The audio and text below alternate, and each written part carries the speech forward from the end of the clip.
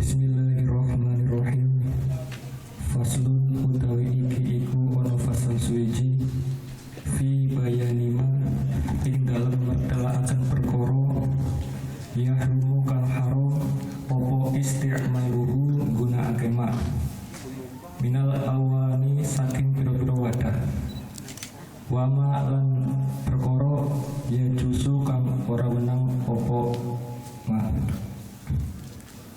wa bada'a lan ngawiti sapa musannaf bil awali kelawan kang pertama faqala mongkon nuli ngendika sapa musannaf wala yajusu isti'malu awani dhahabi wal fiddati ing pangandikan wala yajusu isti'malu awani dhahabi wal fiddati wala yajusu lan ora wenang fi khairi daruratin ing dalem sakliyane tingkah darurat lirajulin kadue wong lanang awi mraatin utawa wadon apa isti'malu syai'in gunakake suci-wiji min awani dhahabi saking pira-pira wadah kang den gawe saking emas wal fiddati lan perak la fi aklin ora ing dalem mangan wala fi syurbin lan ora ing dalem ngombe wala ghairihima lan ora sakliyane akal wa syurb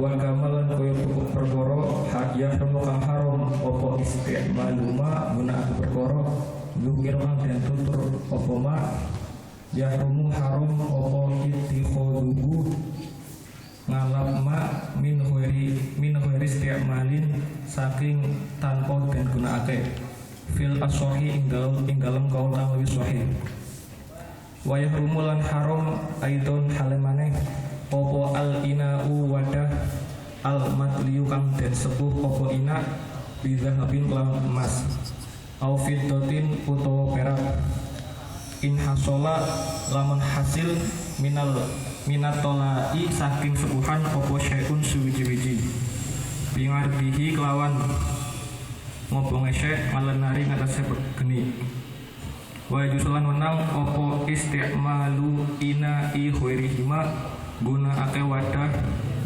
sakliyane zahab wal fiddah ae khairi zahabi tegese sakliyane emas wal fiddah lan perak minal awani saking pira-pira wadah an-nafisati kang indah kaina iyakutin koyo dene wadah yakut wa yahrum lan haram apa al ina wadah al mutubbabu kang den tambal apa ina bitobati fitotin kelawan tambalan saking perak kapirotin kang gede murfan ing dalam pengadatane lizinatin krono arek paes fa ing kana mongko lamun ono apa tupah ono ku kapirotan gede di hajatin krono arek hajat jasa mongko wenang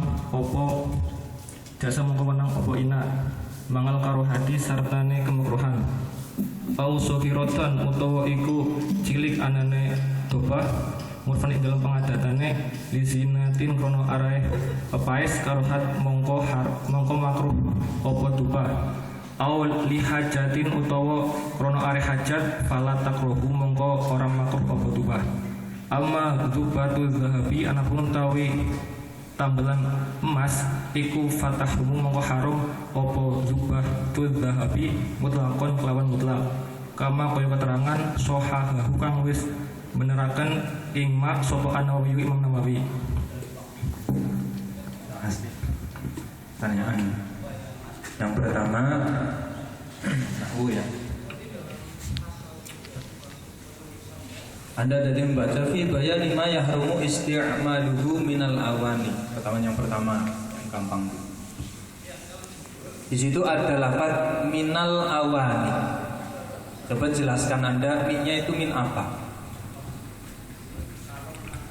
Tabangit. Min bermakna tabangit apa sebagian. Dijelaskan. Jadi maksud dari min di sini adalah tidak semua wadah yang diharamkan, jadi hanya sebagian saja. Bagian dari wadah. Selanjutnya Anda tadi membaca wa yajuzu isti'malu ina'i ghairihi. Tanyanya yang mudah saja. Lafaz isti'malu ina'i ghairi. Di situ isti'mal itu kalimat apa? Tandanya apa? Jelaskan. Itu merupakan kalimat isim dengan sifat masdar yang memiliki Tandanya apa? tandanya itu rofa karena dia menjadi fangil. Kalau dalam tanda-tandanya kalimat isim yang Anda tahu apa saja? Sebutkan. Tanwin, kemasukan alif lam, kemudian khofat, baik itu khofat karena huruf jar ataupun karena dimutofkan. Di situ ada nggak? Di situ dia dimutofkan kepada inain. Berarti tidak ada yang tadi ya, karena bisa diidofahkan. Ya. Selanjutnya, lafaz al-matli. Tadi Anda kan memaknani kandil gitu ya. Itu kalimat apa? Coba Anda tasrif.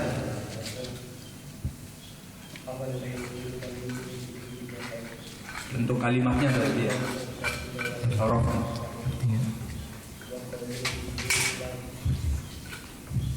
Matli tola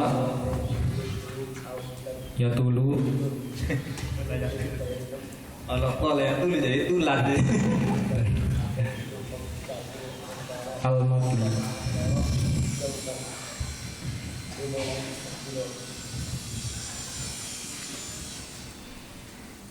autola yutilu. Matli sendiri, nanti sendiri bentuk apa ya? Bentuk apa? Kalau tadi Maf'ul. isim maf'ul. Terus pertanyaan yang terakhir. Pertanyaan yang terakhir pada lafaz jadi al-mudabbab ya, al-mudabbab. Wa yahrumu al-ina'u al-mudabbab bidabbatin fiqatin. Lafaz al-mudabbab kembali lagi nih karena tadi belum berhasil, coba ditasrif lagi.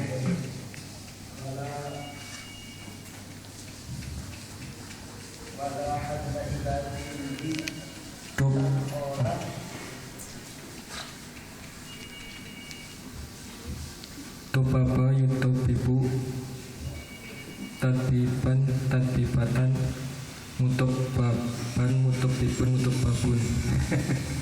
Ada yang kurang ya. Sudah cukup. Dabbaba yudabbibu tadbiban idbaban mudabbaban bahwa mutubibun. Terima kasih. Saudara Saifuddin Ahmad dari Atau ya.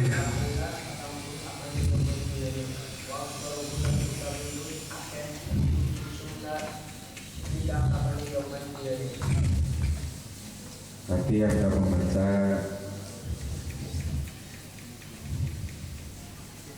wakama yahrumu istiqmalu madukiro yahrumu ittikhadhuhu min ghairi istiqmalin. Yang dimaksud dari al-ittikhad dimulai dulu wakama yahrumu istiqmalu madukir sampai min ghairi istiqmalin. Jadi seperti keharamannya menggunakan wadah yang terbuat dari emas, haram juga membuat wadah yang terbuat dari emas meskipun tidak digunakan. Menurut Anda, sejauh mana pengertian ittikhadhuhu min ghairi istiqmalin? Jadi ada sebuah wadah yang terbuat dari emas dan perak, kemudian dia itu tidak digunakan, jadi hanya untuk pepaes berhias. Menurut Anda, ittikhad itu apa artinya?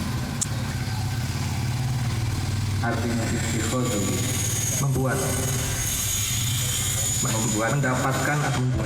mendapatkan. Jadi sebagaimana bahwa menggunakan emas, wadah emas dan perak, begitu juga haram membuat Menurut Anda itu membuat ya? Tidak ada alternatif lain. Cuma membuat ya. Kalau alternatif lain itu, kalau menurut saya sendiri itu bisa membuat, bisa juga mendapatkan. Jadi dia bukan membuat tapi dia mendapatkan. Mendapatkan dengan cara Ya mungkin bisa dia membeli atau mungkin dia diberi oleh orang, kemudian di mana wadah itu tidak digunakan. Meskipun tidak digunakan tetap dihukumi haram jika terbuat dari emas dan perak. kalau mendapatkan dijual, mendapatkannya haram. Kalau dikasih orang misalnya gelas emas, kan dia mendapatkan pemberian, itu haram. Dikasih gelas emas haram. Haram jika digunakan. Loh, tadi katanya mendapatkan cuma mendapatkan. Berarti dikasih orang gelas emas nggak boleh.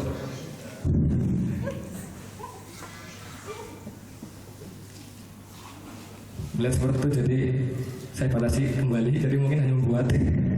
Batasi. Ini orang mau. Selang balik itu orang bisa. Selanjutnya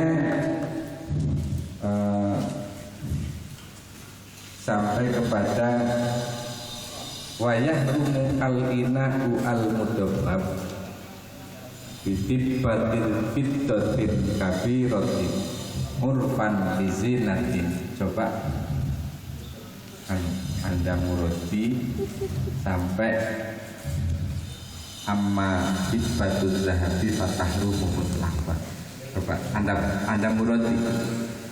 Jadi jika ada sebuah wadah, Wayah rumu dari wayah muda. jadi haram menggunakan wadah yang ditambal dengan tambalan perak, di mana tambalan itu merupakan tambalan yang besar menurut kebiasaan. Kemudian digunakan untuk berhias, itu dihukumi haram. Kemudian jika menggunakan tambalan yang besar, tapi untuk hajat, untuk ada kepentingan, maka dia boleh digunakan, tetapi hukumnya makruh. Itu yang tambalan apa? Perak. Kemudian kalau tambalan itu kecil, kemudian digunakan untuk berhias, dia hukumnya makruh. Kemudian kalau tambalan kecil digunakan untuk hajat, maka tidak ada kemakruhan.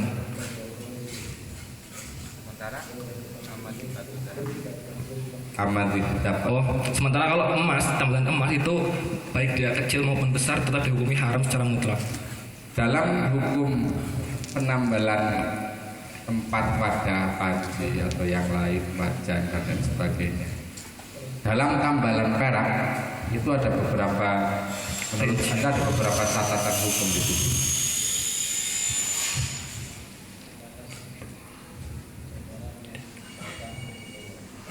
Ada sekitar 4 ya. 4. Yang pertama, Jika tambalan itu besar kemudian digunakan untuk berhias, maka itu haram. Yang kedua, jika tambalannya besar kemudian digunakan untuk berhajat, maka itu hukumnya boleh tapi makruh, jadi makruh. Kemudian yang ketiga itu tambalannya kecil digunakan untuk berhias, maka dihukumi makruh. Yang keempat itu dia ada tambalan kecil kemudian untuk hajat, maka tidak makruh digunakan. ya, terima kasih.